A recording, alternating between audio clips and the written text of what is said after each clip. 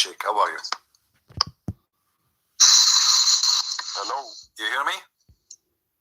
Yes, I can hear you now. All right. What do you want to say to us, Sheikh? I say hi to everybody first. All right. You know our topic, right? You're watching the YouTube? I was watching earlier YouTube, but we are talking about Allah in chapter 5, verse number 46, and we have in 44. Allah, He trusted the Jews to protect the book. What do you say about that? Why Allah trusted the Jews? What I heard you asking was, why did Allah send Jesus if He is? Why did He need to? We will talk about. We are talking about both issues. You know, the same chapter. Allah, He trusted the Jews to protect His book. What do you say about that first? The Jews, you know what they did. What they did? What they did to Jesus. What they did to the. What they did to Jesus? What they did to Jesus? I don't understand. Who tried to put him on the cross and kill him? The Jews, right? I thought the Jews did not kill him. They did not. I said they tried to kill him. Okay. Right. But this is not about Jesus and the cross now. This is not this. This I'm talking about the Torah. Allah, He entrusted the Jews and the rabbis to protect His book. Is that true? Do you believe in that? I am elaborating. Let me talk. Don't cut me off. Don't talk over me. I don't talk over you. Give me we're in the 21st century. Go ahead. Give me respect, please. You asked me, Allah said He trusts people. How many people can you trust and they distrust you? How many people? I trust you, Christian Prince. Here is my $1 million. Go and spend it on some other things. The Jews are who are they worshiping now? Why didn't they follow the teaching of Moses, of Jesus? You wouldn't be a Christian if Allah did not send Jesus. How would you be a Christian? Thank Allah, because the Jews already messed up the religion. So Allah give you a chance. How would you be a Christian if Allah did not send Jesus right now? You wouldn't be over here seeing the Father, the Son, and the Holy Spirit, would you? Okay. Are you done? Yes, go ahead. Okay. You see, the problem here, it says that Allah, He entrusted, and you are the one who said, I trust you with $1 million.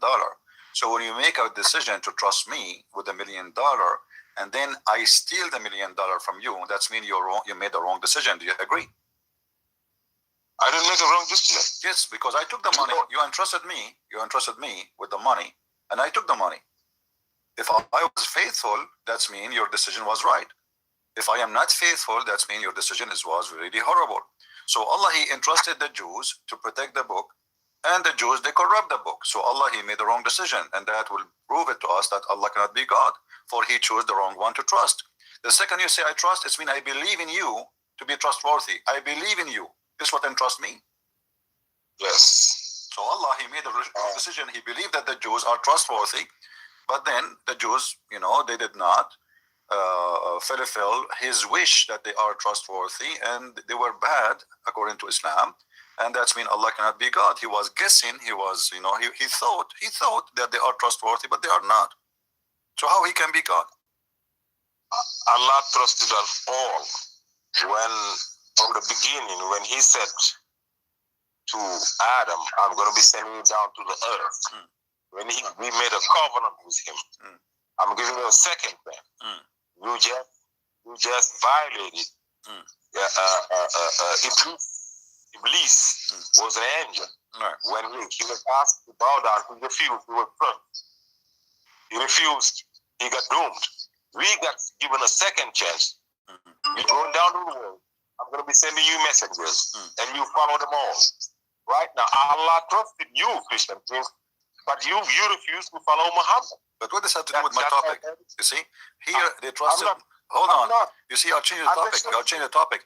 Here he trusts them in a specific mission. It is to protect the book. Specific mission to protect the book. Why Allah He trusted them to protect the book?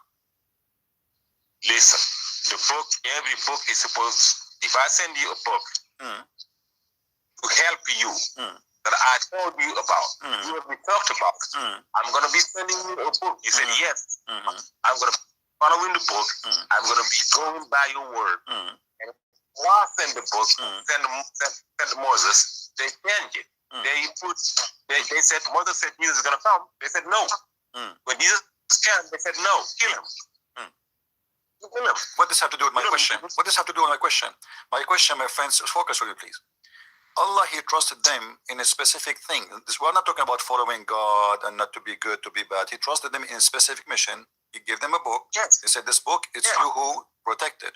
And you are the one who say the trust, entrusting in somebody, it's meant to believe in somebody, he will do that, right? Okay. So Allah, He have a wrong belief in the Jews. He thought the Jews are good people. They will not corrupt His book. That's why He said, I entrusted them. So the second you say trust, it means I believe. You can go and check in the dictionary what trust means. I believe that you are a trustworthy and you are a good person. So when Allah, He made the promise that I will give you the book and I trust you, and the Jews did the Jews spoke to Allah, says, okay, we accept your trust, give it to us. No. Allah, He gave it to Moses, the prophet. No, hold on. Allah, He never spoke to any of the Jews. The only one He spoke to, according to the Quran, only Moses. So He gave it to Moses, and now Allah is saying He entrusted the rabbis. He did not entrust Moses, He entrusted the rabbi. So the rabbi and the doctor of the law, Allah entrusted them to protect the book. So Allah, He made a very wrong decision, and this is a proof to us that Allah cannot be God. First of all, you're here lying on the Quran, saying that the Quran never said that. The Quran said Allah said He made a covenant with every single one of us.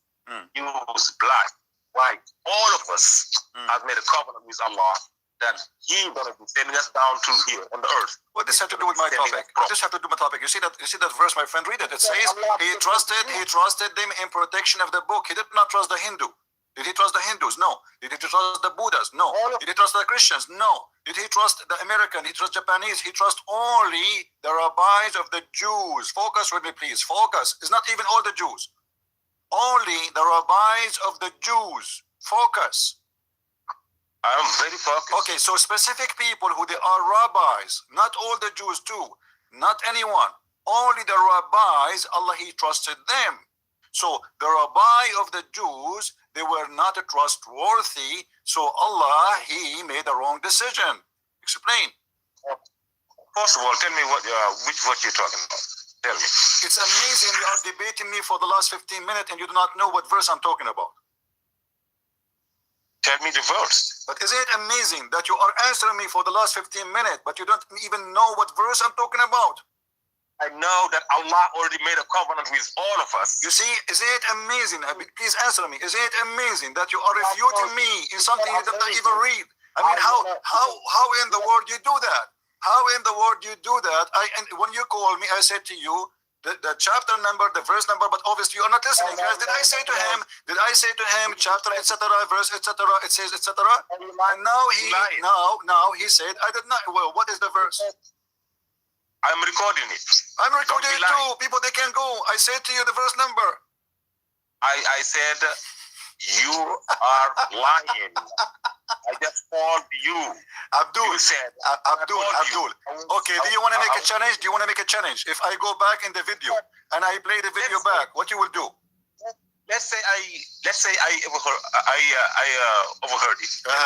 Okay. Let's go back from zero. Let's go back from zero. No problem. I will forgive you. I forgive you. I forgive thee. Okay. Chapter 5. Hold on. Chapter 5, verse number 44.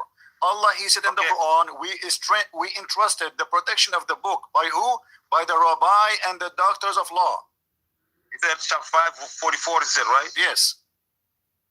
Okay. That's all that's all I need. And to. Yeah, but I'm wondering how you were answering me all this time, but you don't even know what you are talking about. You do not know what the chapter, you do not know what the verse, and yet you are answering me. Because I got a bigger picture. You got a picture. Yes. The bigger picture was Allah made a covenant with every single. I don't know how many billions. Abdul, you are missing the point. First of all, Allah, He never made a covenant with anyone, and I'll prove it that to you. I will get you busted, but after we finish this one, I promise you. Okay. Chapter 5:44 is that right? Yes. Yes. Yes. Okay. Let's say I overheard it. Abdul. Did you say 544, right? Yeah. Okay. We have sent down the Torah containing guidance and light, ruling in accordance with it, were the Jews, prophets, as well as the rabbis and the priests, as dedicated to them in God's scripture, and as witnessed by them. Therefore, do not reverence human beings; you shall reverence me instead, and do not trade away my revelations for a cheap price. Those who do not rule in accordance with God's revelations are disbelievers. So you were lying. Where is the word trust over here? The word is in front of, Abdul, it's in front of me on the screen. I am reading over here in the I'm facing the Quran. My friend, you are reading a translation, and the translation says to you the protection, correct? I just read you the whole thing. We have sent down the No, you did not read me the whole thing. No. You see, you are reading your own. What translation you are reading? Does it matter? So it doesn't matter. It doesn't matter. For me, in Arabic, it says istahfadu. Here we go. Istahfadu. Istahfadu mean entrusted. It's in front of you. Yeah. Here we go. The Quran in front of me. It says الذين أسلموا والذين هادوا والربانيون والأحبار بما استحفظوا من كتاب الله. Read it. So this is the Arabic Quran. You are reading for me a translation, and there in the translation doesn't say entrusted. This is not my problem. In Arabic it says that. And here we go. Even your Islamic translation, this is Yusuf Ali translation, it says the word entrusted. Okay. Let me get another one. Use speak tall. I get a second translation over here. 544, right?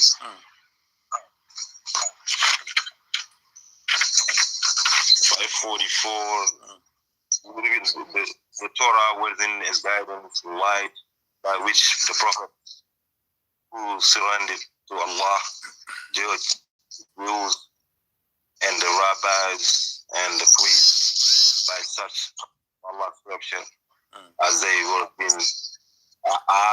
forbidden to observe, and thereunto were these witnesses. So fear not mankind, but fear me. So I read two translations. I'm facing TikTok. I'm facing. Okay, I don't see the word. I just read two translations. Now you have put me through a different translation. So what we would do now? What translation you like more? Listen to me. What translation? Hold on. No. What translation you like more? What the translation you like more? Give me a translation you like best. Which one? I told you I just read Biktal. Which one? You like Biktal? You like Biktal? Yes. Okay. I'm going to switch my screen to Biktal. Hold on. Guys, did he say he liked Biktal? Okay. I said I just read. No. Do you like Biktal or not? Don't tell me, because after I show you Biktal, don't say to me I don't like Biktal. Do you like Biktal or not? I'm telling you the one I like. You never put it up there. Okay, so you like it. Okay. I want. Okay. Here we go. It says, and they were obedient to observe. So it is the same. They are entrusted to observe. What? Here we go. This is Biktal. It says that yes. Allah, He gave them, the Jews, Allah, He gave to the rabbis and to the priests, the judges, by such Allah scriptures as they were bidden to observe. To what? To observe. Okay? And they were the witnesses. So what observe mean? What they will do? Follow. Only follow? What does observe mean? No more English. Me no English. Okay. Very good. Let me get you busted. This is Tafsir al-Jalalain. This is Tafsir al-Jalalain. Shut up. Hold on. Let everybody laugh at you. This is Tafsir al-Jalalain. Does it say there entrusted or not? Here we go. This is the word observe. And this is the word bidden. Observe, the same translation. And then it says, which was entrusted to them. The mic is yours. I am telling you, where you go in the world, Allah bring books, bring law to be followed. observe the law. Abdul, don't play games. Give me the interpretation for the verse, and I will get you busted. Which interpretation you like me to show? Jalalain. Which one you like? You like Ibn Abbas? You like Ibn Kathir? You like Shish Kebab translation? What interpretation? What interpretation you agree with? Okay, if we need an interpretation, we probably will need interpretation for our debate right now. Do I need do those people listening to us need an interpretation? Yes, because here we go, either you or me lying. Here we go. This is the Muslim scholars. They are not working for me. They are not working for you. They are saying that we are entrusted for them to protect the book. So why you are lying? Let me finish. We are here debating. People listening to us. Do they need an interpreter?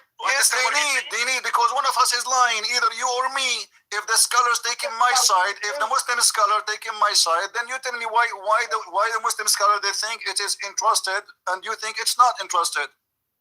You are so limited of understanding. I'm telling you about. Okay, no, hold on. You are saying to me that Jalalain is very limited in understanding. Is that what you mean? No, I'm talking to you. But Jalalain is the one saying that. Abdul, my friend. It is a Jalalain who is saying that it is entrusted. It is not the Christian prince. It is Yusuf Ali who said entrusted, not the Christian prince. It is your scholars and your translation saying entrusted, not Christian prince. So why you are blaming me for what the Muslims they say? I'm not blaming you. Okay. I'm telling you. So now, but you said no. You said I'm lying. Let me finish. Don't cut me off. Let me finish. Okay, people are listening. Okay. And I know they got brains. Me and you are having a debate over here. They're listening to it. I just said, let me do what I just said. I said, me and you are just having a debate and they're listening to it. Do they need an interpreter to understand that? Yes, no, they don't. Yes, because first of all, I need to get you busted, and the only way I can do it is to show you that you are lying. How I can show people that you are a liar? Simply by showing you what your scholar they say about this. I just quote you. I just put 2 books, and none of them is saying. Let me pull again. Hold on. Abdul, you are choosing. Here we go. What about Ibn Kathir? Do you like Ibn Kathir? No, hold on. Just hold on. No, why you don't like the scholars to explain the verse for us so they can solve the problem between me and you? What do you think? Listen to me. I've been telling you that. No, don't tell me that. What's wrong with the scholars? Why the Muslim scholars? Hold on. You need to explain to me. You need to explain to me why a Jalalain, who is a Muslim scholar, he is saying entrusted. If it is not entrusted, why he's saying that? You gotta let me finish my sentence. I will not let you finish. You have to finish first answering. Why is Jalalain saying that? I even don't know who's Jalalain. I don't care. What about Ibn Kathir? Do you know Ibn Kathir? Do you know Ibn Kathir? Do you know Ibn Kathir? Do you know Ibn Kathir? Listen to me. Do you know Ibn Kathir? No, I don't. Or get lost then. If you do not know Ibn Kathir, you are a liar. This is Ibn Kathir in the front of us saying the same. Here we go. You see, this is Ibn Kathir saying the same. For them, it was entrusted the protection of Allah book. So you are nothing but a scam, like you're a prophet. How you lie to us? You say it doesn't say that. If even all your Islamic scholars agree. This is Ibn Kathir. This is Jalalain. We can show you Ibn Abbas. We can show you all Muslim scholars. All of them they agree. All of them they agree. But you are the only one who got it right. Why? Who are you? Okay, now can I talk? You can. Can I talk? Sure. Okay. Answer me. Why they get wrong? Why Ibn Kathir get wrong? Why Jalalain get wrong? You asking the same question when we went down. Can I talk? Go. Okay, please let me elaborate. Please, I'm begging you. Let me finish. Let me finish my point. We just read a crystal clear verse. Where the crystal clear verse? Where? Can I finish? No, you cannot finish because you are reading translation. You are a donkey. You are basing your answer in the translation. I base my answer on the Arabic verse. Do you know the word in Arabic? In Arabic it says وَاسْتُحْفِظُوا. What is تُحْفِظُوا mean? In Arabic, last time I called you, you said al-ba'aduna wasn't there. You said what is تحفظوا? What is تحفظوا mean here? What al-ba'aduna mean? What is ba'duna? I never heard of this word. What's word ba'duna? 3320 al-ba'aduna fil Arabi. What is that? Go to 3320 and read it. Al-Ba'aduna fil Arabi. Tell me what it means. I never heard of such a word in Arabic. This is an Arabic word? Go to 3320. You will see it. But you are not saying it correctly. Say it again, please. Slower. Ba'aduna, Al-Ba'aduna fil Arabi. Ba'aduna? What Ba'aduna, man? What Ba'aduna? Are you sure? Open your camera. Yes. Open your camera. Ba'aduna. 3320 and read it in Arabic. Abdul, okay, do you want me to get you busted? Do you want me to get you busted again about Al-Arab? Do you want me to do that? No. Not Al-Arab. Al-Ba'aduna fil Arabi. What Ba'aduna mean? What Ba'aduna? What Ba'aduna? There's no such a word. What Ba'aduna? What Ba'aduna? Open 3320 you in Arabic. Abdul, Please. there is what are you talking about? 30 through what? 3320. 30 through 20, 3320. Okay, and there's a word that says what? Al-Ba'aduna fil Arabi. What is that Ba'aduna mean? That's what I'm asking you. You said you know Arabic, right? Where is Al-Ba'aduna? There's no Ba'aduna. You mean the Ba'adun? I said, read the verse in Arabic. There's no Ba'aduna. You keep saying Ba'aduna. There is no Ba'aduna. Okay, can you read it, please, though? Okay, here. يصحبون الأحزاب لم يذهبوا وإن يأتي الأحزاب يودوا لو أنهم بعدون في الأعراب. يسأل. Okay. Do you hear بعد في الأعرابي? What does this have to do with our topic? It's not Ba'aduna. It's not Ba'aduna. It is Baduna. Baduna. A donkey is laughing. There's no Ba'aduna, you donkey. You want to show everybody in the screen so everybody will laugh at you? بعدون في الأعراب اللي Baduna, not Ba'aduna. Baduna. There's no Ba'aduna. What Ba'aduna? Now tell me what it means. Tell me. The word you just read. Tell me what it means. You tell me. You are the one who knows. What does it mean? Go ahead.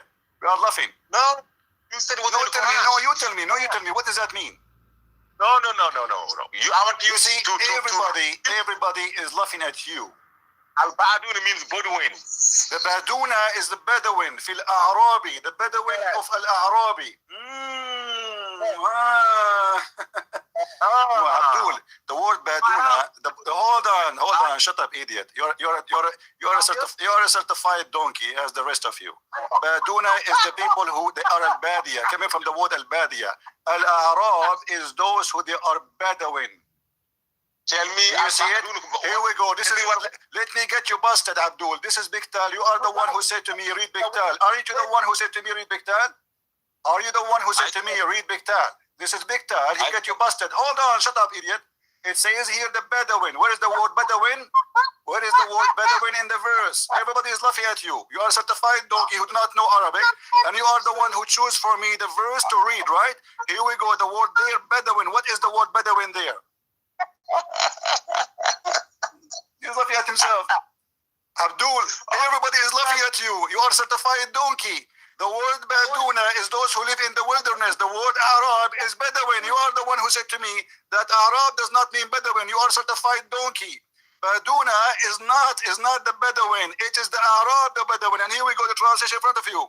This is Biktar. You are the one who chose that for me. Let me show you, you donkey. Here we go. Have not withdraw of the confidence of those who they are in the world, and they were in the desert wandering. Those are the Bedouin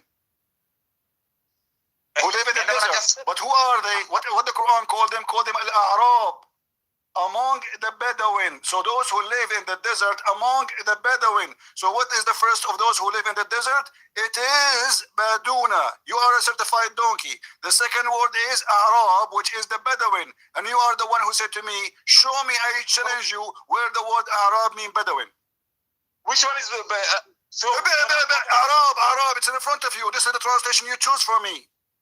Which verse you translating? The same verse, yes, in chapter 33, verse number 20. Everybody is reading, laughing at you. And this is the translation you accepted yourself, Biktal. Okay, now, the world, you listening, right? The whole world is listening, right? He just said, Al-Arabu. I know you can make this between Al-Arabi and Shut up, you stupid donkey. I have no time for kids. You are a coward, you are a potato. It's in the front of us, everybody is laughing at you. It's in the front of you. Coward. He don't speak Arabic, he do not know what he's talking about, and he is the one who challenged me to go there. And here we go, the verse in the front of us, the Bedouin, the word Bedouin, the Badu, is those who live in the desert. And Arab is the Bedouin themselves. And this is your translation, the one you accept. You challenge me to prove that the word Arab means Bedouin. It's in the front of you. Stupid donkey.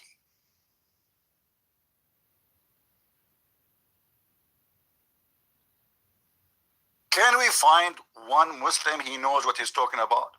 Now we go back to our topic. As you see in the front of us, the verse says it clearly that Allah, he entrusted the Jews. They keep changing the translation, the one they wish, the one they like, the one they hope it is going to be fit with them. So if we go now from translation to translation, let's go to Al-Mawdudi.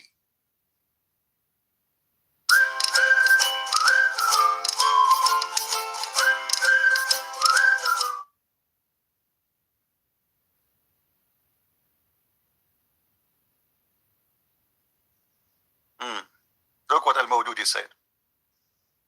Entrusted. Do you see it?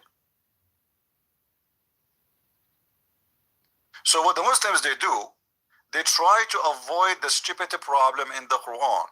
Allah, he entrusted the Jews, and they cannot get away with this problem. They do not know how to read Arabic. They have no idea what it says, and they depend in the translation. And what they do, they choose a translation which they like. But it doesn't work, because we can go and see what the scholars they say. If all your scholars agree, that means either you or the scholars are stupid. You have to choose one. Who is the one as a liar? If Ibn Kathir says it is entrusted, this is Ibn Kathir. For them, it was entrusted the protection of Allah book. As simple as that. And this is the interpretation. So if you are a guy who do not know how to pronounce a word in Arabic correctly, and then we have Ibn Kathir, we have Al-Jalalain, we have Al-Qurtubi, we have Al-Tabari, we have all the Muslim scholars, they say, meaning they were entrusted with the book of Allah. Who are you to say it does not mean that? Coward potato.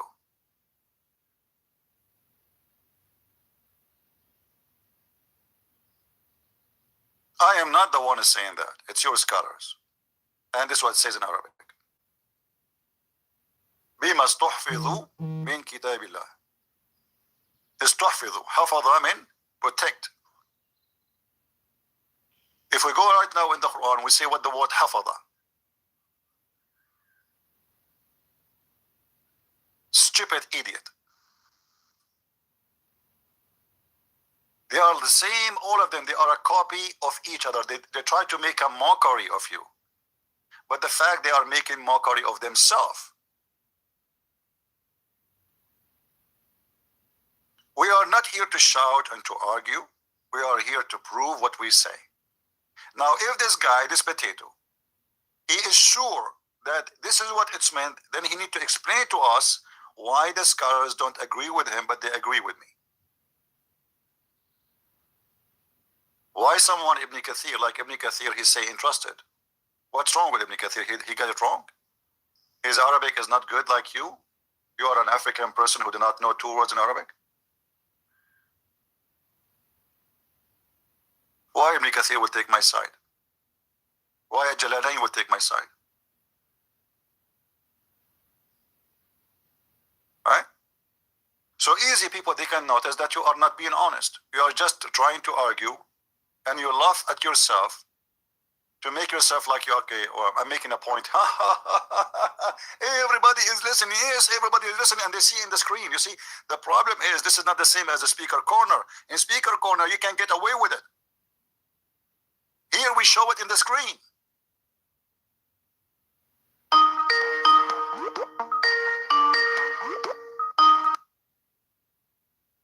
Yes, Isa, you are trying to call me? Hello? Yes. Are you online? Are you live now? Yeah, I thought you called me. I don't know. You called me and I'm not online. Yes, I am online.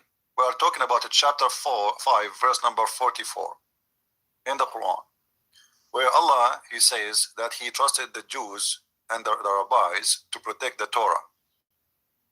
Why Allah, he said that he trusted them to protect the Torah if they cannot protect?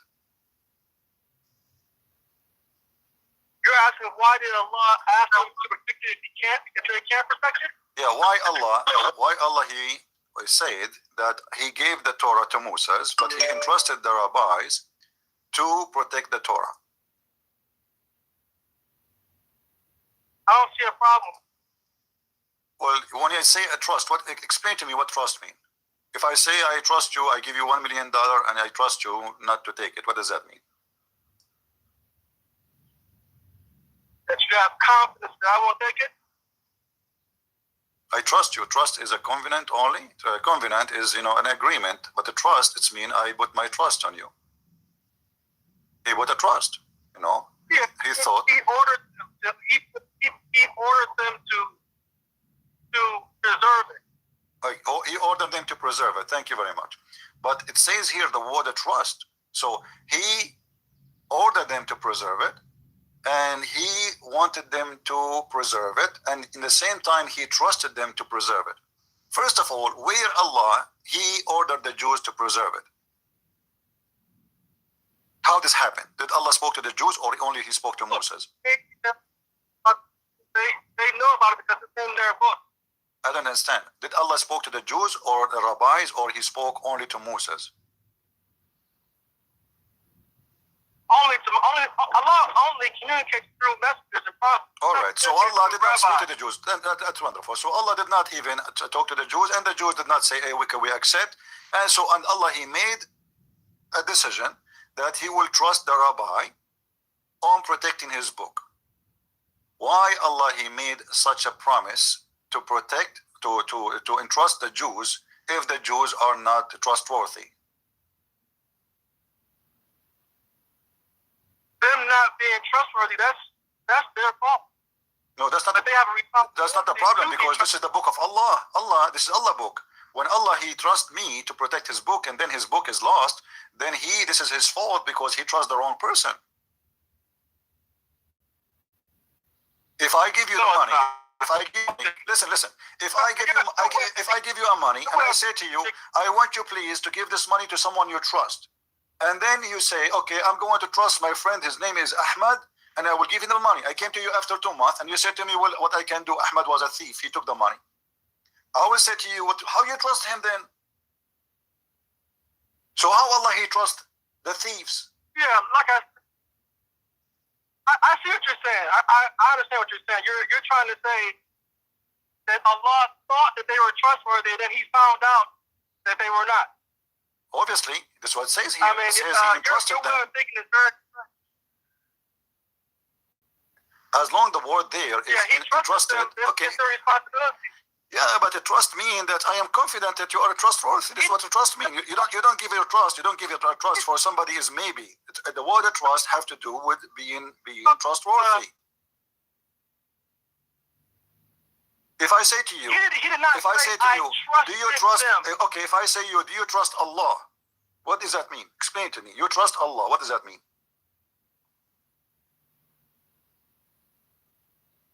That I know that he's going to fulfill his promise. Of course. You are sure? Do you know, or you are sure he will not betray you? I'm sure he would not betray me. See, here we go. And that's So my the point. word, so the word of trust, so the word of trust. It says that he entrusted them. It says that he trusted them. He entrusted them to protection of the book. So he is sure. This is what you said to me. I am sure when I say trust, I am sure he will not betray me. So Allah, he entrusted the Jews on protection of his book. He gave them a special mission, and he trusted them only in that mission, nothing else. He entrusted them to protect the book. And yet the Muslims, they say to us that the book of Allah.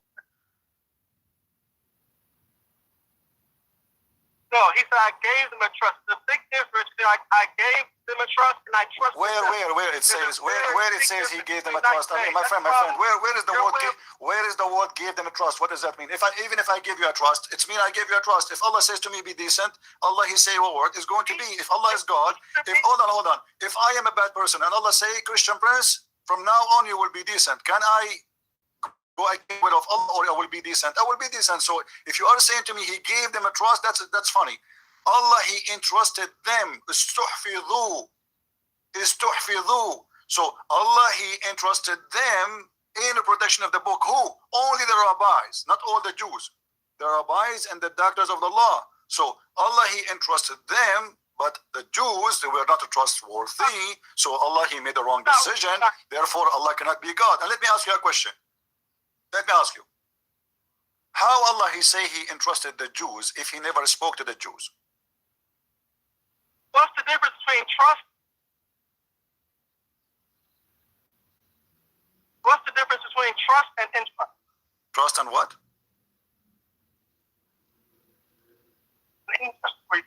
I don't hear you. Your voice is cutting. There's a big difference. What is the difference between what? Trust and what? Trust and entrust. There are different words with different meanings. Okay, here we go. Entrusted. My friend, first of all, I'm reading in Arabic. I don't read in English. This is your own translation. But however, when we say entrusted, what entrusted mean? What entrusted mean?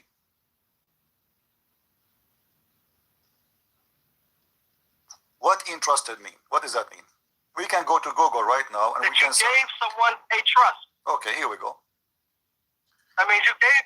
Past tense. Hold on. Entrust. Okay. It says there, this is the dictionary, okay? Well, we are going to find that trust and entrust. Assign the responsibility of doing something to someone. I have been entrusted with the task of getting him safety back. This is giving you an example. So it's about put something into someone, care or protection. So in Allah, if Allah he put. Hmm? What? Thank you very much. I don't hear you, Isa. Your voice is cutting. Thank you very much. That's what I was saying. There's a difference between trust and entrust. What do you mean? You proceed people to entrust their saving to you, which means if I put my money in the bank, I entrust the bank to save my money. Is that correct?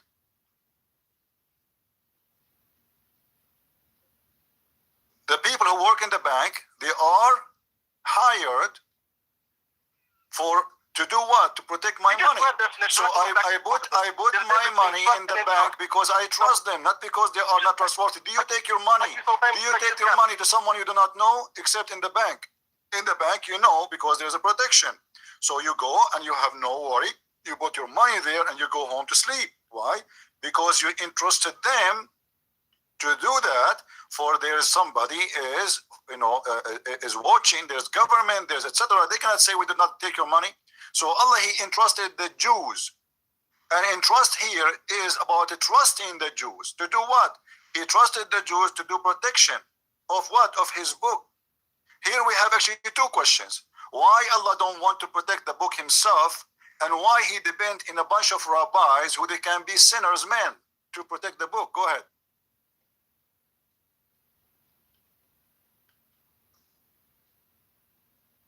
Are you there? Why are you questioning Allah about what he wants to do? Why not? Because this is funny. Because this is, my friend, why I'm questioning, this is funny. You see how the Muslim, when we put them in the corner, they say, why you are questioning? Guys, did you hear the answer? Why you are questioning? Why I cannot question? I mean, this is silly. This is silly. Because if Allah, he gave the job to protect the book to the Jews, and the Jews are not good to protect the book, it's mean he is a part of the conspiracy to deceive us. That's mean he is the devil because he gave the book to protect it by the wrong one. So it is his fault, not my fault. We have the other guy trying to call. Hold on.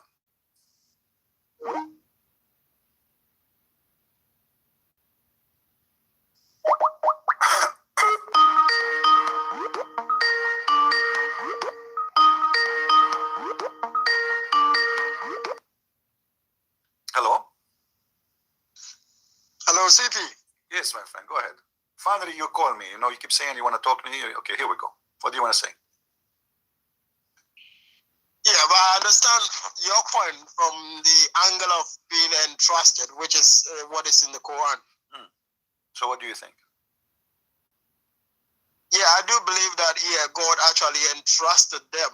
Right. But when you are speaking, you speak from two angles. If you are speaking from God's perspective, He is all-knowing, and He decides as in when He wants to entrust something. That doesn't mean the human beings are not fallible. But what does that mean? So human beings, although He has entrusted us, because I believe that you read the scriptures. If you go into the scriptures, it says that my spirit will never strive with men again. So if He actually says that His spirit will never strive with men again, and later on He comes back and say that He's entrusting us with something, then He obviously know that we are going to actually mess up. So although the Torah has been inscribed, yeah, God entrusted it, yeah, He entrusted it, but I think people carried it through and then they messed it up. Okay, but hold on. When Allah, He gave His own words job of protection the book, this is not about He is trusting them and they are not decent. All of us, we are sinners. All a human being is a sinner, right? Okay. Yeah. So when you put your trust in the sinner, a sinner mean corrupt. I can, you know, me and you. I'm not mean you. Let's say talk about me. Me, I can be tempted by money, by women, by anything. Correct? Okay. So when you are God and you trust me to protect your book, what kind of a decision Allah is making to trust a corrupt human being who is already kicked from heaven to protect His book? If this man is good enough, if this man is a good enough, he should be in heaven. Should not be in earth. So we are in earth because we are not trustworthy. We are kicked out of heaven because we are trustworthy. So how you can trust the one who should not trust to protect the book, which is the book of God? I think you are right from what you're saying, but when we say God trust, He entrusts something, that means He's entrusting in His word, because He cannot trust human beings, because we know we are falling human beings. So why He trusted the human being? He trusts His word. Why He did? He trusts His word, and that word has been given to man through entrustment. So they entrust the men to pass on what have been entrusted to them. But God can only trust in His word. He cannot trust in human beings. Okay, but He trusts them in something very extremely important, the message of God. So why Allah He wrote the Torah by His hand to Moses if the Jews are not going to keep it? Don't He knew that they will not keep it? So why He give it to them? Don't you know the future that they are not trustworthy, they will corrupt the Torah? So when you give them the job and you know that they will not keep the book, that means you are part of the conspiracy. You are giving them a hand actually to deceive people, because if I am given the job, you are the one who hire me. You see, I do not hire myself. God Himself hire me. Then people, they trust me because God hire me. Because I am presenting God, and God Himself, He said, okay, you Christian Prince, you will be the one who protect my book, go ahead. And then the Muslim, they will speak to me, or the believers will speak to me in authority, because God, He said to me, I am in trust. So now everybody will trust me in what I say to them. Then I corrupt the book. Then people, they are victims of my corruption. That means Allah is the part of this conspiracy, and He is the one who corrupt the people, because He is the one who gave His trust to the wrong one, who is a bad person. So He will use the word of God so He can deceive others. That's mean Allah is Satan. CP, I understand where you are coming from, but I'm not saying, I don't want to actually go away from the topic, but I want to create this analogy for you to see if what you are saying is actually kind of right. Let's say God is God, and He is God, and He knows what and how He wants to orchestrate things. Let's say, for instance, He actually sent Jesus Christ to come and die, let's quote in quote, die, because Muslims don't actually believe in dying. Let's say he sent Jesus Christ to come and die for human beings. Okay. But didn't he know that when he died for human beings, still people are going to reject him? Sure. Yeah, so he knows that even though Jesus Christ, quote unquote, died, there are some people who claim to be Christians who just have forsaken God. They are sinning everyhow and then how they want, but yet God have actually sacrificed Jesus Christ. So the same way God actually entrusted his son to be crucified for Christians, the same way he entrusted his word to the people that are supposed to guide it. And that doesn't mean the people cannot mess up with the whole concept. Yeah, we understand that they are human beings. And just as Jesus Christ called 12 disciples, and we could only hear about 4 or 5 disciples writing books about what Jesus Christ did, it means that where are the rest? We didn't hear about them. No, we hear about them. So the same way we can also... This is not true. We hear about them and they are there because the 4, they wrote about the 12 too. And they wrote about the Messiah in the same time. You see, here you have a problem. You just said that 4 disciples of Jesus, they wrote 4 Bible, right?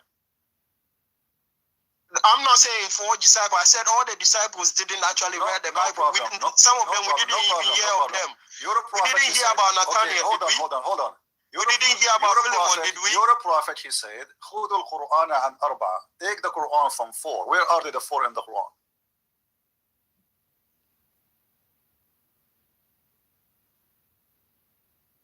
You said what? I'm asking you. Hello? Allah prophet, he said, take the Quran from 4. Where are the Quran of those 4? Yeah, obviously, take the Quran from the 4. Obviously, he's not. In this context, we are not speaking about the Injil. Hold on. You see, well, I'm talking about the same logic you are talking to me. You said, okay, where is the rest? Here we go. Muhammad, he had many companions, but Muhammad, he chose only 4 out of all. So God, he chose whatever he wished to write. But here, now we have a big problem with you. You are the one who mentioned this. Muhammad, he said, take the Quran from 4, but the Quran you have today is not taken from those 4. That is what I'm saying. That is the point that I was actually trying to make. That although God himself actually chooses things that he wants to do, when people comes into contact with what God wants to do, human beings actually, that is why we've got free will. Friend, that is what we all got. If you haven't got free will, then there's no way anybody can corrupt God's message. My friend, did you just say that we have a free will? Oh yeah, I do believe we have a free will. Who said that to you? I believe that we have a free will. No. Is that Islamic or is it your belief? Islamic wise, we are not meant to have free will, but I do believe we have free will. So you are a Muslim, but you don't believe in Muhammad teaching. It's not that I don't believe in Muhammad teaching. I believe some of the hadith have been tempered. Some of the hadith, they are here. We go to the game of the hadith. Okay, if Islam is based on the hadith and in the Quran, and you are saying to me that the hadith is a corrupt, that means Islam is corrupt. Because Islam is not based on the Quran. Okay, can you prove to me? Can you prove to me that Islam is based only on the Quran? CP, don't say I say that the Quran is actually corrupted.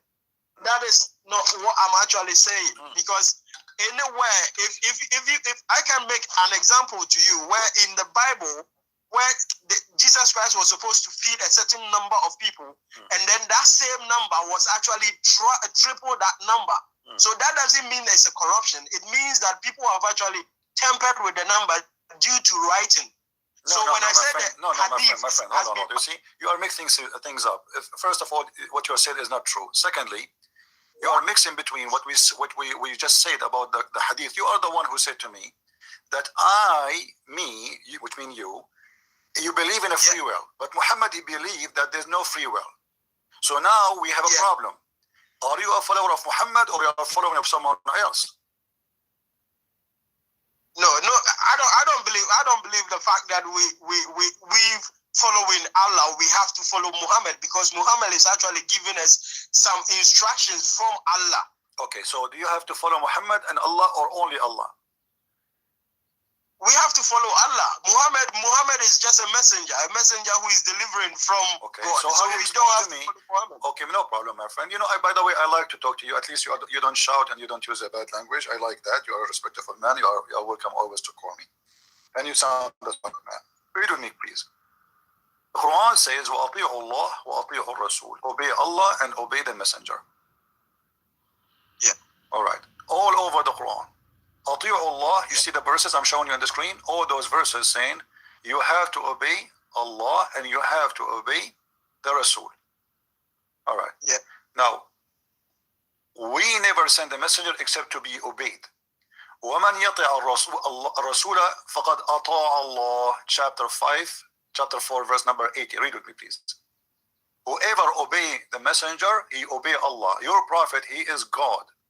Because you do not need to obey Allah first, you need to obey the messenger first. Whoever obey Muhammad, he obey Allah. Now, if you Muslims, you claim that Muhammad is a human being and he commits sin, and even the Quran confirmed that Muhammad is a sinner. How such a command given from Allah that to obey someone he might commit sin? And by obeying him, you are obeying Allah. Yeah. I think some of us have actually got things a bit screwed because it's like if we are to obey Muhammad, it's not that we are obeying Muhammad as a human being. We are obeying the message that has been passed through him. My friend, that's not true. That's not true. Obey Muhammad. If what meant here, obey the Quran, then obey the Quran, whatever Quran says. He didn't say that. He says obey the man, his name is Muhammad, not obey Allah's words. So when he say obey the messenger, you're talking about him as a man. Whatever he say, you obey him. So please don't play with the games. I respect you, and you know I'm assuming that you are being decent with me. So it says it clearly, obey the messenger. Whoever obey the messenger, who obey Allah. So by obeying Muhammad, otherwise we can just say in the whole Quran, obey Allah and that's it, correct? But it doesn't say that. It says whoever obey Muhammad, he obey Allah. So even Muhammad here, he put himself first before Allah. Because if Allah is the one who's talking here, there's no way he will put Muhammad first and he will put him second. So whoever obey Muhammad, he obey Allah, and that means Muhammad became your God. Let us make it simple. If I obey Muhammad, I obey Allah. But if I obey Allah, I do not obey Muhammad. Because here the verse saying that clearly. If I obey Allah, I don't obey Muhammad. But if I obey Muhammad, I obey Allah.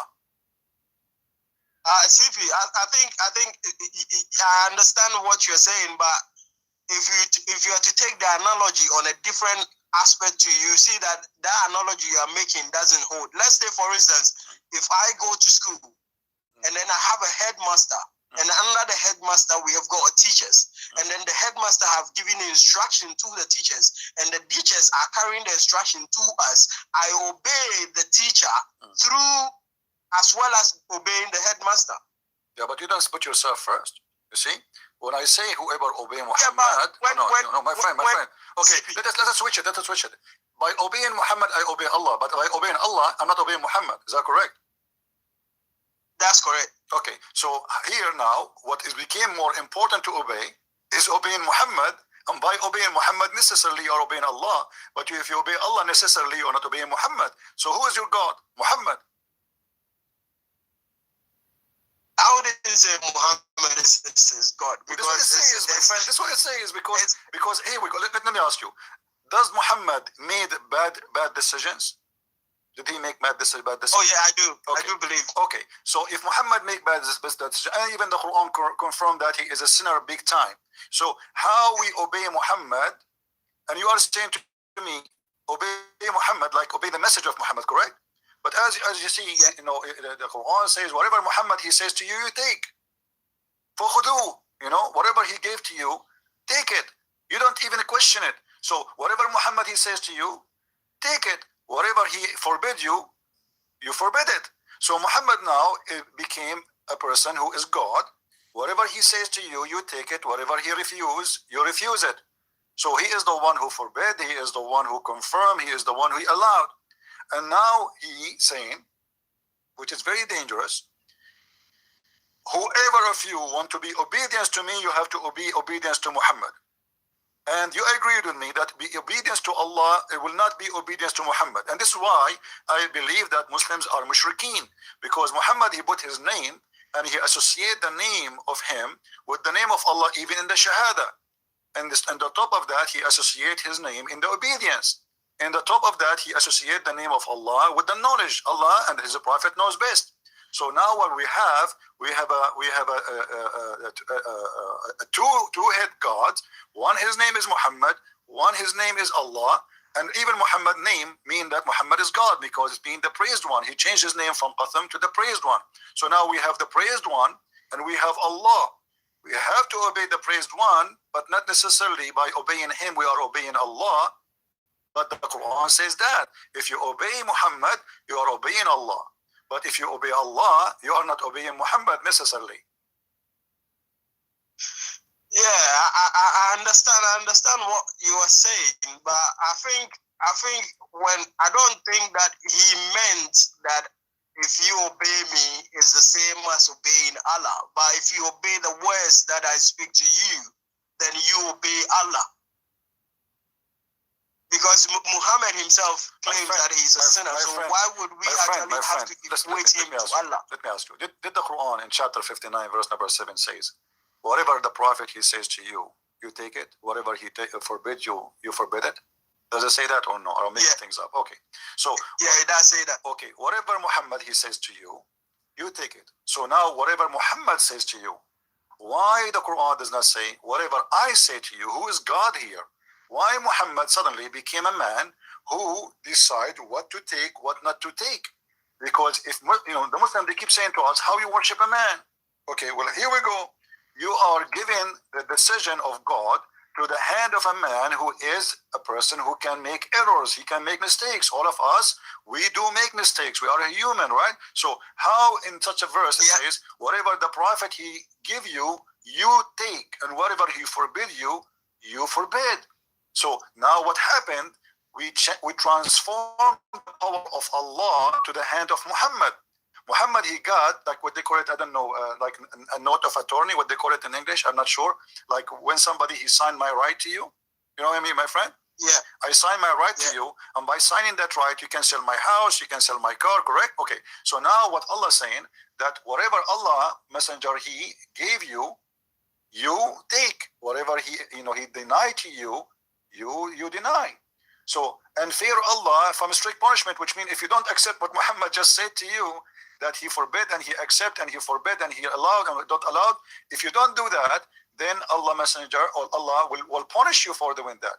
So Muhammad now became obviously equal to God, and he became more important from God, because it's not necessarily for me to obey Allah no more, but it's necessarily for me to obey Muhammad.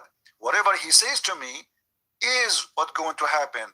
It's not what Allah says to me. As an example, there's many things in the Quran. Allah, he says, as example, the muta. Then Muslims, they say that Muhammad, he forbid the muta. But there's no verse forbidding the muta. So what the Muslims, they do? They accept what Muhammad said over what Allah said. So who is more important? Muhammad. Muhammad is the one now, he was assigned to create law, to forbid and not to forbid, to allow and not to allow. Allah, he says something, who care? Muhammad say the opposite. We follow Muhammad, we don't follow Allah.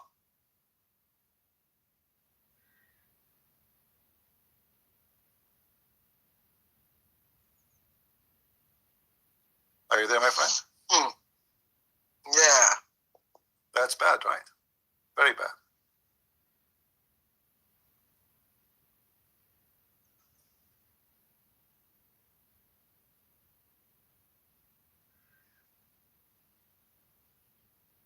What we will do now? I don't know, because it's like with me, I think that we are actually I don't believe we are worshiping Muhammad, because he see, I'm not talking about you, my friend. You see, you sound a nice guy. I respect you. It's not talking about me, and we're not in the story here. We are talking about scriptures who they are teaching something very wrong. Because if you Muslim, you keep saying that we believe in Allah, one God, and only Muhammad is his slave, but then we check the reference, we find that Muhammad is the God and Allah is his slave. Because as you see, Allah here exists just to serve Muhammad. Muhammad, he assigned the power of Allah to his hand. So whatever he want, he make. Whatever he forbid, he forbid. Whatever he accept, he accept. And Allah is just a name to use. So obviously, Allah is not the God of Muhammad. It is Muhammad who is the God of Allah. Allah is just a name he used to gain his power over you. He used his name to make you, okay, you have to obey me. Here we go. Allah says that. How I can convince you that you have to take from me by making a verse saying, okay, Allah, he says, well, all right, Muhammad, and look, do you notice here how this verse is about what?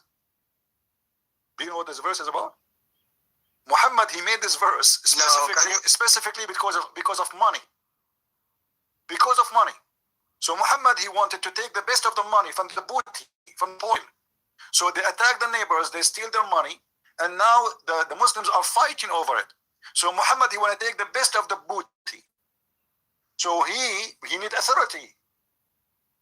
So what I do, here we go, I make a verse, says, Allah says to me, whatever I say to you, you do. Whatever I say to you not to do, you don't do. So now the money, the religion, the God, the marriage, the sex, the inheritance, everything is in the hand of Muhammad. I say, you obey. Allah says so, it's not important. I say so. Allah say do mut'ah. I say don't do mut'ah now. Which one we follow? We follow Muhammad. So here we have a clear evidence that Muhammad, he assigned himself to be God on earth, using the name of a God he never met, he never spoke to, just to deceive us, to make us believe that he is just a servant of God.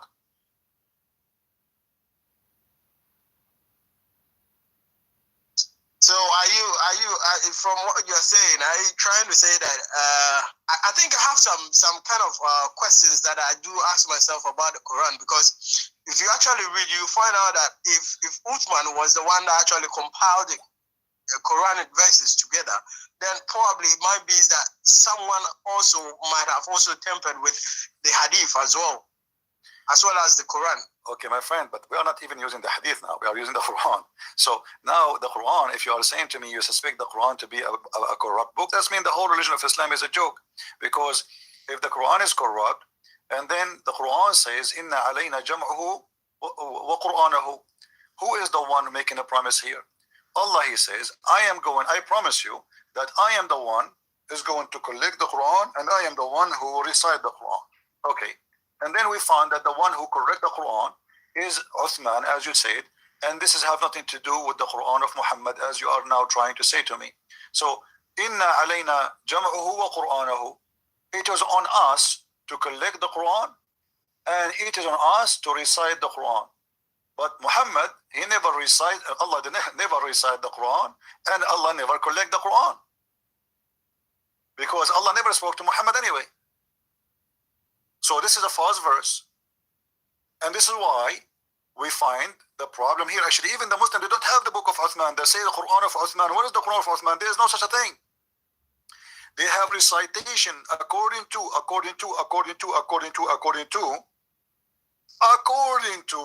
the claimed Uthman book. They are not sure. So now we have here a God who promised that he is the one who will collect the Quran. And then we find that the one who collected the Quran, it was an idea of Uthman, and Allah was not there. Otherwise, why he's making a promise? It is for us to collect it and to recite it.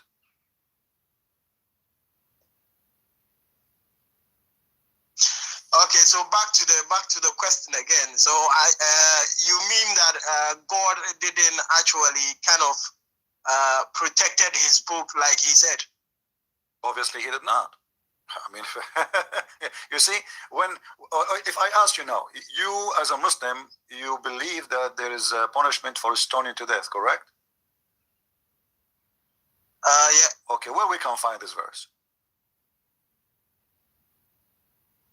I have to actually find for you. Oh, I found it. You know. Okay. I wish I can open my camera for you. I have a neighbor here. He have a goat. The hadith says, I'm not making fun of you, seriously. Sorry, I don't mean to be rude. The Quran says, the hadith says, Aisha, she said, and this is a Sahih hadith, that while we were busy with the Prophet death, let me read for you. I don't know if you can see my screen. You can see it? Yeah. Okay, that's wonderful. Aisha, she said, the verse of stoning and of a breastfeeding for adult 10. I mean, this is one of the weirdest things Muhammad he came with, teaching Muslims that Muslim women, she have to give her boobs 10 times to a strange man, and that supposedly will stop him from thinking about her in a sexual way. As I know, men, they will go crazy for that, and they will not stop thinking sexually. So this is one of the madness of Muhammad. And then he says, so the verse of stoning and breastfeeding for an adult 10 times was revealed, and the paper was under my pillow. When the Messenger of Allah died, we were preoccupied with his death. A tame sheep came and ate it.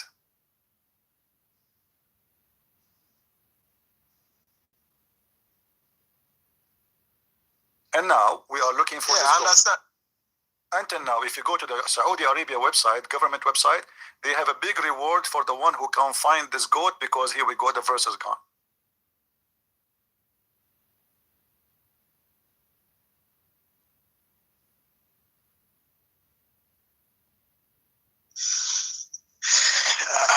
That's what I'm saying, that the hadith sometimes is a bit funny, because it's like in this verse, for instance, we don't have it in the Quran. It's only in the hadith that you see those recitations. No, my friend, hold on.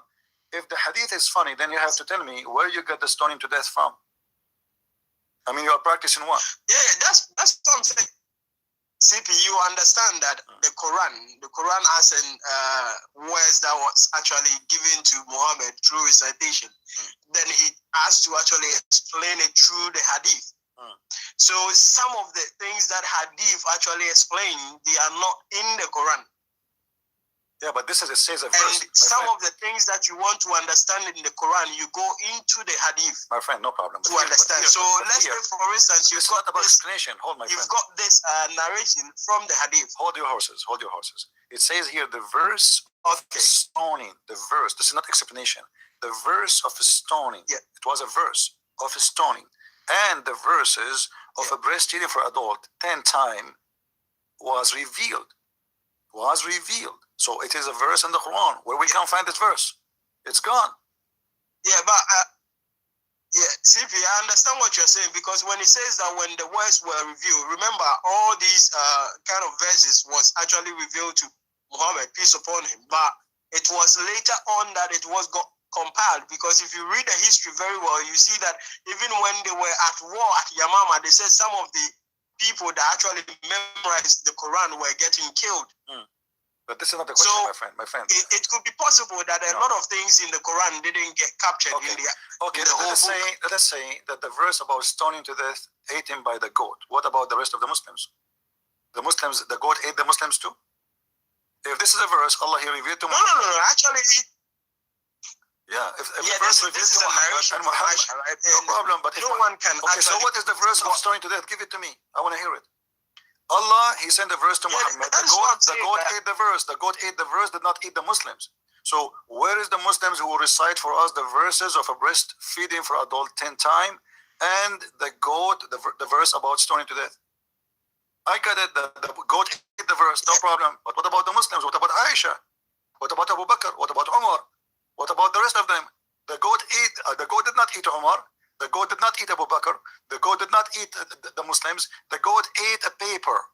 Where is the verse? As long they knew that there's a verse, that means they heard it. Aisha saying that, that's mean everybody, and the Muslim, they were practicing that. When you practice a punishment, capital punishment like stoning to death, which is very harmful, very, very, very scary, and then you say to me, I can't even remember the verse, that's scary, because, so you're practicing what? Based on what? Each time. CP, I hope you understand that when Uthman was actually compiling the Quran, say this verse that Asha claimed that the goat actually chewed those verses. We understand that okay, if he chewed and Uthman was compiling, and at that time they didn't actually put the verse in the Quran, and it has already been compiled, then you understand that the verse that didn't get into the Quran find themselves in the Hadith. No, my friend, it says here that it was in a paper under my pillow. That is a Quran. You see, there's verses. No. There's verses already written in a paper. No. CV. The paper we know that the Quran, when the verses was getting reviewed, some of them were written on bones, some of them were written on leather, some of them. So this paper is not a Quran. This is a normal paper that the actual verse was written on. So if you get chewed, that doesn't mean the Quran. So this is under the pillow of Muhammad, and this is not a Quran. Muhammad, guys, he have a verses written under his pillow in his bed, but this is not Quran. This was a newspaper. It's under the pillow of Muhammad, not the pillow of Abu Bakr. If what is in the room of Muhammad of Quran is not a Quran, then Quran can be found where? In the bedroom of Abu Bakr? This is Muhammad. This is the pillow of Muhammad. This is the bed of Muhammad. This is Aisha, his wife. When she say my pillow, she is saying my bed and the bed of the Prophet. She doesn't see a different bed. So my pillow is the bed, is the pillow of Muhammad. Under his bed, there is Quran. And the goat get in, she ate the verses.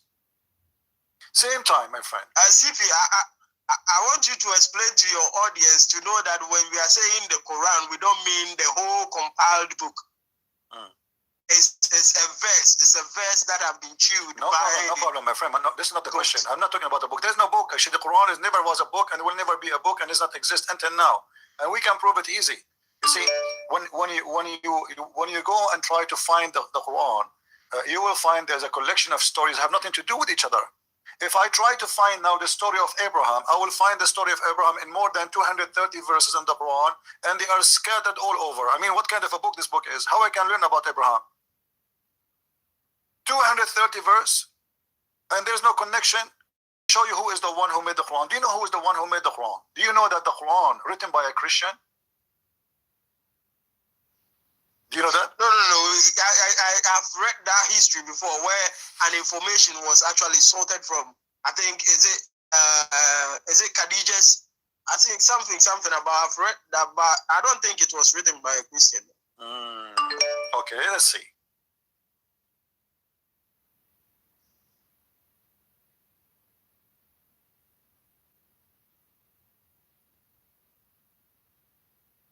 Read with me, please. The Prophet used to copy the people of the scriptures in matters in which there was no order from Allah. Sahih al-Bukhari.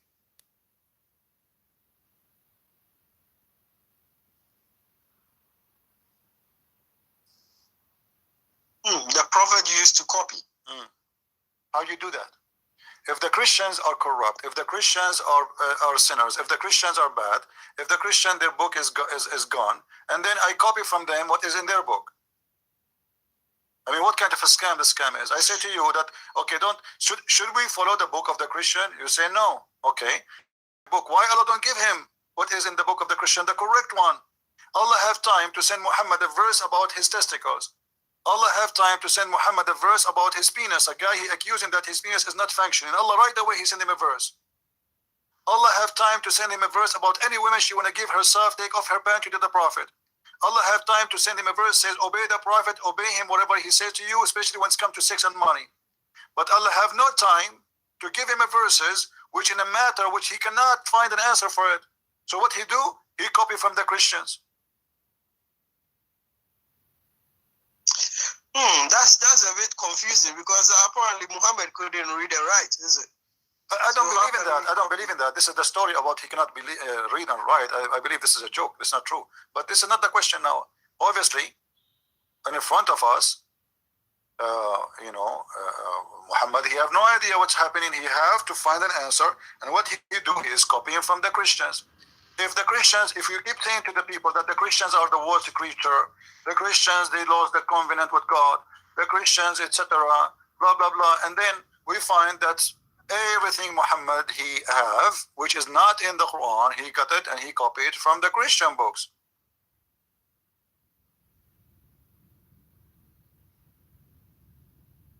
And Abu Bakr was the one that narrated that.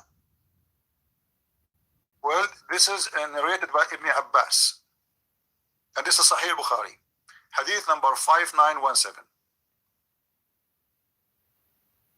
As you see, I'm showing the reference in the screen.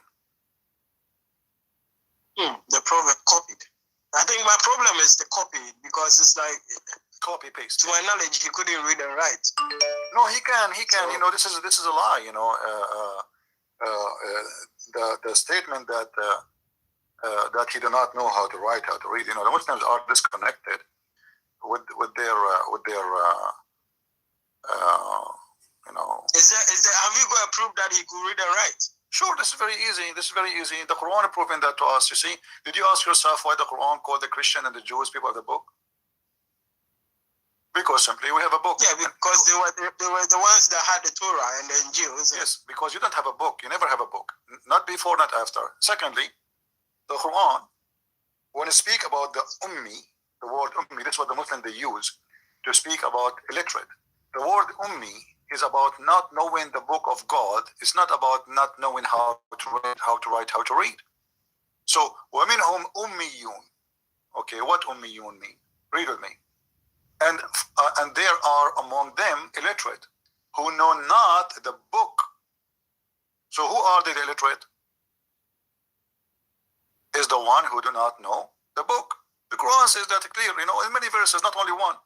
But the Muslims are copy-paste nation. I cannot find one Muslim. Besides, actually, you are a Muslim because you sound like a smart person.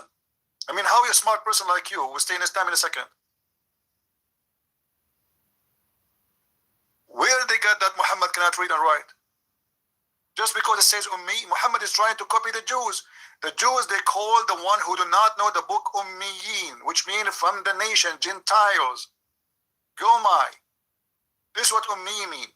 Ummi is anyone is not from the nation of Israel because he's worshipping the wrong God. So Muhammad here is copying the Jews, saying that he is from the Ummiyin, who are not from the Jews, who are not from the people of the scriptures. For the whole world worship the wrong God, and those are the only one, they are called the people of the book because they are the only one worshiping the true God. As simple as that. This has nothing to do with writing or reading. Do you think all the Christian knows how to write, how to read? It's impossible, especially at that time. So all of them, they are called people of the book, and anyone who do not know have a book, it's called illiterate. And this is all over the Quran. Muslims, they have no idea what the Quran is talking about. Chapter 3, verse number 20. Read with me. So if they dispute with thee, say, I have surrendered, not submitted, my whole self to Allah and those who follow me. Say to the people of the book and those who they are unlearned. This is the same word, ummiyin, unlearned. So you see the Quran divide the people to two kinds of people. People who they are learned and people who they are unlearned, illiterate. The one is unlearned is the one who they are not from the people of the book. So the one who is learned is the one who is learned about God. It's not about writing or reading.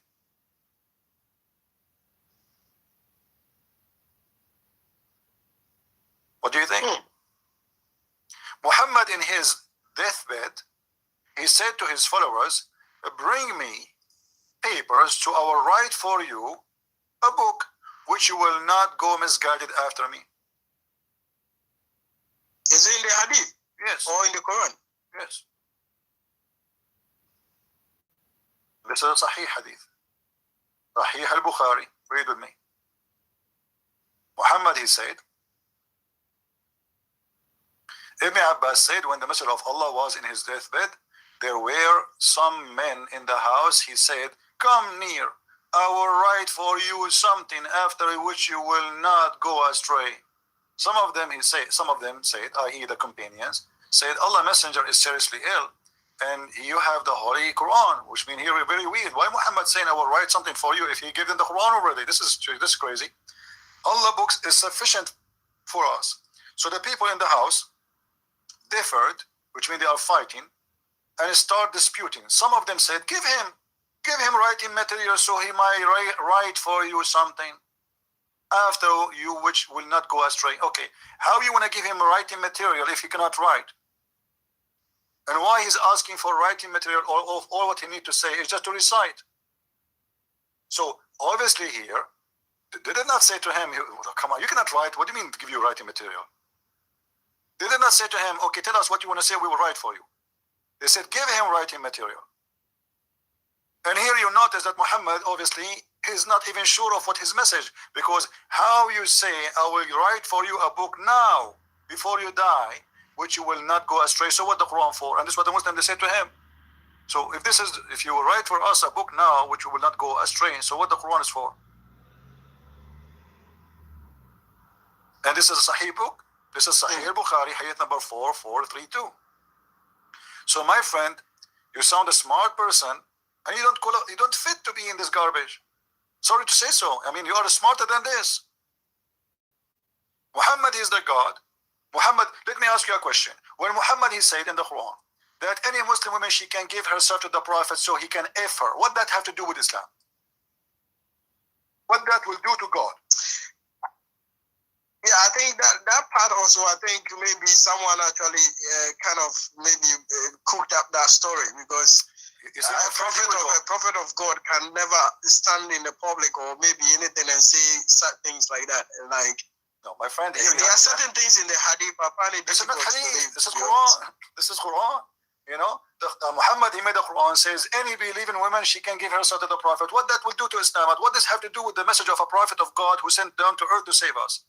Why he need a verse from his God says any woman she want to sleep with the Prophet, she is welcome. I mean, the man is not even single. If Muhammad is like Christian Prince, he's single, he need a wife. Okay, God is trying to help him. Maybe a Christian woman, she will marry him because maybe he's ugly. But now Muhammad, who have 13 wives, he have hundreds of concubines for sex, and yet he make a verses saying any woman she want to give herself to the Prophet so he can F her. What does have to do with God? Muhammad again taking advantage of him being a God on earth, fabricating verses, saying any women want to sleep with me, well, welcome, come over. I mean, what does have to do with God? What that will benefit God? Muhammad, he slept with women. What for? Is he single? No. Is he out of women? No. He have tons of them. So when I make a verse, it's about my sexuality, it's about my benefit, it's about my money, it's about my pocket, it's about me, and then I became God. I put my name next to Allah in the Shahada. I put my name next to Allah in the obedience. Actually, I put my name before Allah name in the obedience. And then I put my name next to Allah in the if knowing. You see, if somebody right now call me and I say to him, what do you know about this? And then he said to me, Christian Prince and Jesus knows best. I mean, that is a big insulting to me and insult to my Lord. Because why you compare me to my knowledge to the knowledge of God? This is an insult. I should reject that away. I would say to him, shut up, don't say that. I'm no one. What do you mean? What do you mean you and Jesus know better? You don't say that. So when Muhammad, he says, when Muhammad always he talk, and the Muslims, they say to him, Allah and his messengers knows best. Why Muhammad did not reject such a teaching, saying to them, shame on you, don't say that. What do you mean Allah and apostle knows best? You associate the knowledge of God with the knowledge of a man? Muhammad actually, he like it. Each time he says, do you know where? Do you know how? The Muslim, they say, Allah and his apostle knows best. And Muhammad never complained. And look what he's saying. I mean, even what he's saying is stupid. Once I was with the Prophet and in the mosque, at the time of the sunset, I asked Abu Dharr. Abu Dharr is one of the companions of Muhammad who was very well known in Islam. Do you know where the sun set? He replied, I replied, the narrator, I replied, Allah and his apostle knows best. He said between Muhammad, it goes and prostrate itself underneath Allah's throne. And that is Allah's statement that the sun runs into a fixed course. So Muhammad and the Quran teach that the sun every day goes to a course and sit under the throne of Allah. This is alone enough to prove to us that Islam is a false religion?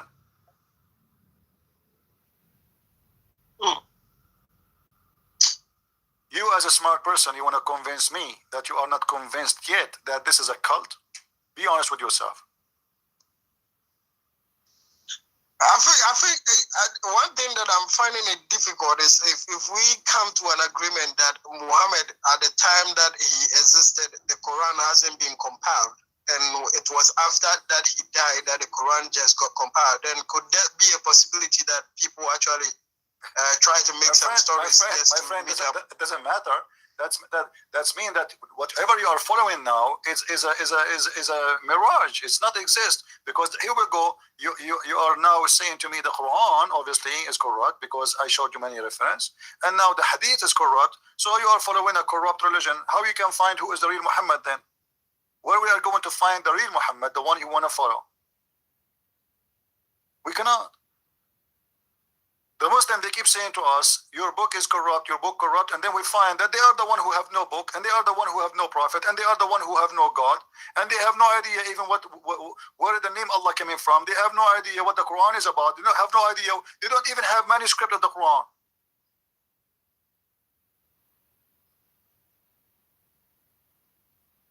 They keep accusing others of corruption when this religion is the religion of corruption.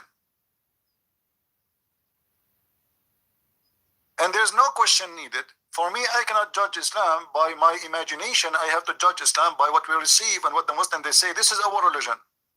What is our religion? Okay, here we go, Quran and Hadith. And look, each time I saw a Muslim a Hadith, he says to me, I accept only from authentic resource. Okay, we show them authentic. Here we go, this is Sahih Bukhari. You say, okay, Al-Bukhari is a human. As if Muhammad is not a human. They keep running forward, trying to escape. I've heard about those debates, but because hadith is hadith, whether it's weak or strong, they are still in the same hadith. So my friend, what about the Quran? What about the Quran? I showed you the Quran is a shish kebab. Okay, what about the Quran says that the women, she have a sperm coming from her ribs? I mean, have you ever heard of such a stupid thing? Scientifically, it's not accurate, but I think that's why I said that maybe people might have actually put some words together just to make up the so now what Quran, we will do, each time I will show you something, each time I will show you something from the Quran, making Muhammad look stupid, you will say to me, okay, maybe somebody inserted this verse. So maybe the whole Quran is inserted. And then, as long as you agree that the Quran obviously full of corruption and crazy stuff, then where is the Quran? Where is Muhammad? Where is Islam? What is Islam? Because maybe everything there is a corruption too.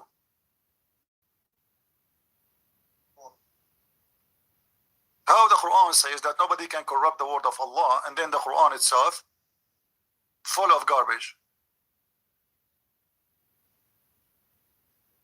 I ask you, my friend, you are smarter than this. You sound like intelligent, and I can tell from the way you are responding. I can tell you are already convinced that this is a garbage. You cannot belong there. I advise you right now to denounce Islam.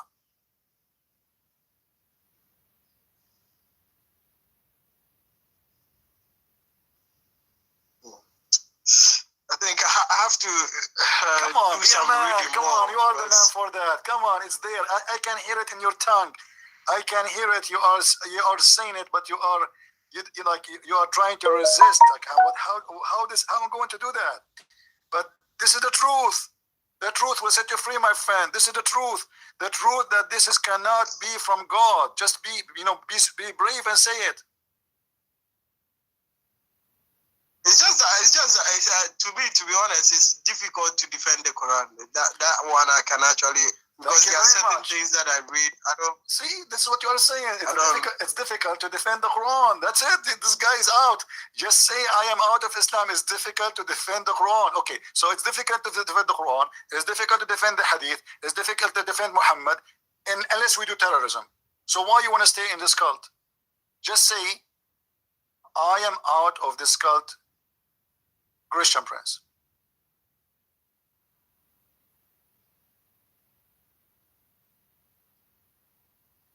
Say it.